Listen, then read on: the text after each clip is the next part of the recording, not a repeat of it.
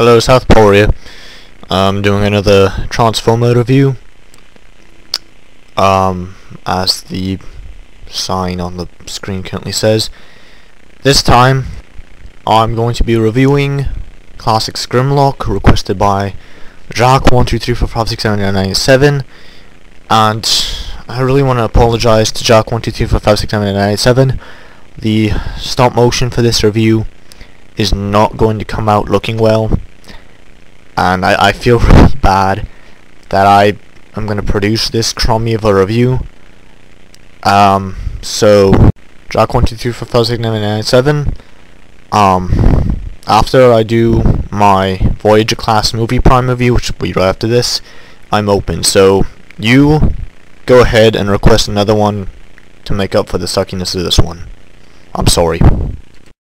Alright, so here we have Grimlock. He's a T-Rex, and I would like to take a moment to say this is my favourite figure. My second favourite is Primus, and my third favourite I'm not allowed to tell you right now. I like this guy a lot. He has a lot of detail. Right here you can see they've added some dirt and, you know, make it look like darkened. He's been in a wall, you know, blast points and whatnot, and it looks good. I like that they did that. It looks good. Right here he has a little Autobot insignia. You rub that or apply heat to it and it'll, you know, flash the Autobot sign. I usually just hold it up to the light for a little bit because that produces heat. So very good beast mode though. Now I understand that the Takara version has chrome on the neck and in various other places on his body, and I don't much care for the chrome because you figure he's Grimlock, you know. He's supposed to be visually unstoppable, so they're probably sending him to the front lines, and any chrome he has is now all dirty, and I don't know. I really don't like the Takara version of Grimlock. I'm glad I have the Hasbro edition. So let's move on to some more interesting stuff, yeah? Alright, you'll notice right here I have them set up, you know, kind of like how I think the T-Rex is now, where it's kind of level, more hunter-y looking, which is great. It looks nice. But if you're enough a fan of G1, which I am, you can set them up old school way with tail dragging, and the head doesn't come all the way forward, but enough to where it wicks. So I'm pretty happy with that. In my show, TFI, Infinity, whatever, he'll switch off between the two. Usually I have him like that when he's just kind of lounging or whatever. So yeah, very good light piping in his beast mode. He is scoring points for that.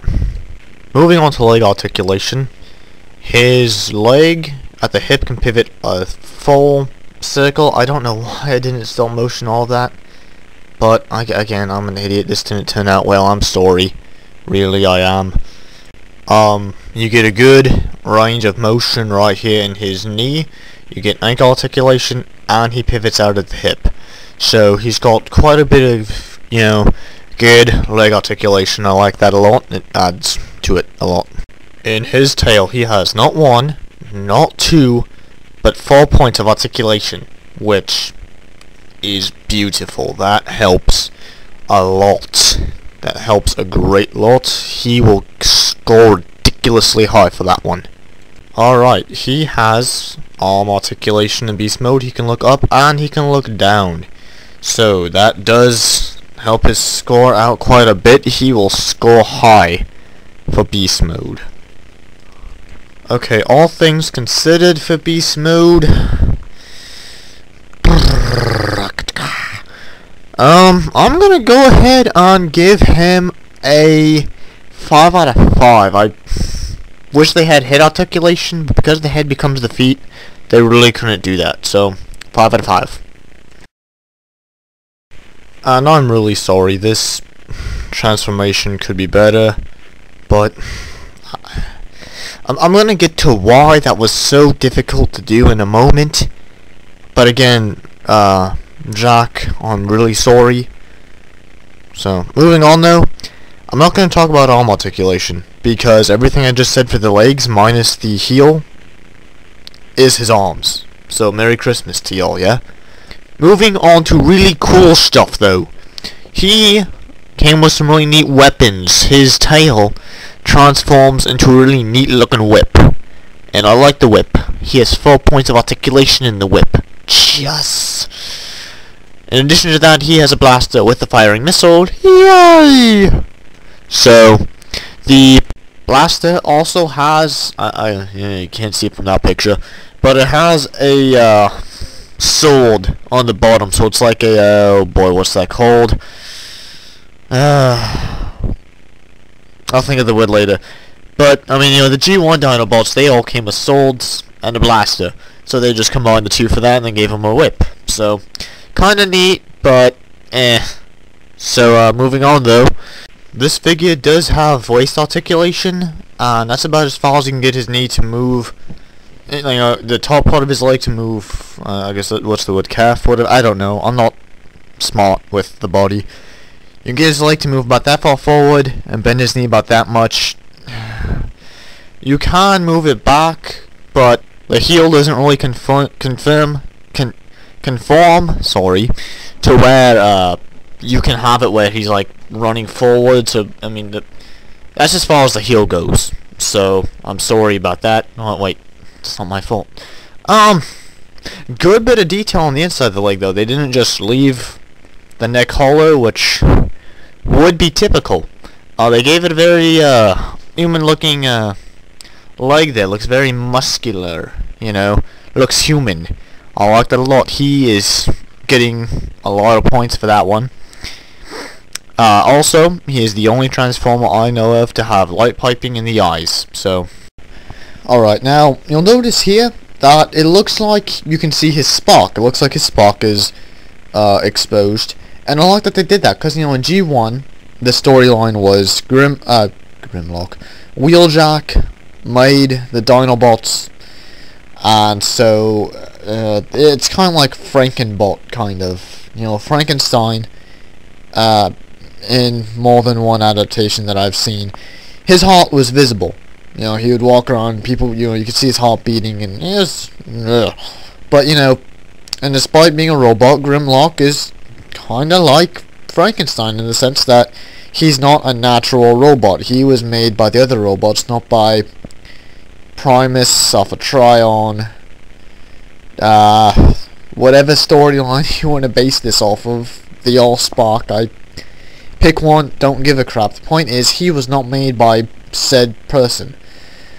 So I do like that they have his spark exposed. It's very, very neat, very cool. I like that a lot.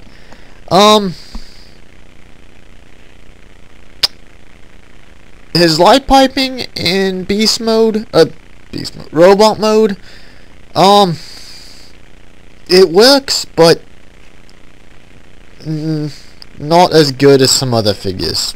I mean, right there, it's going off a little bit, but it's very hard to tell that it's going off.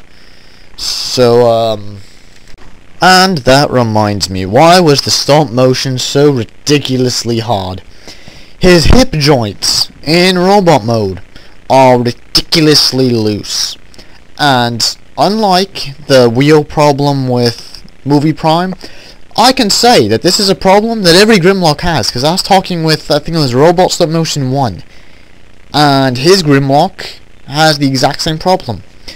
So he is going to lose quite a bit of points for that. I mean, whenever I display him, it has to be in beast mode, just because he'll start doing the splits. And that's why in TFI he's rarely ever in his robot mode, just because I can't do a whole lot of walking animations. So, robot mode is going to get a 3.5 out of 5 for an overall score of 8.5. So, if you can find him on the web, buy him.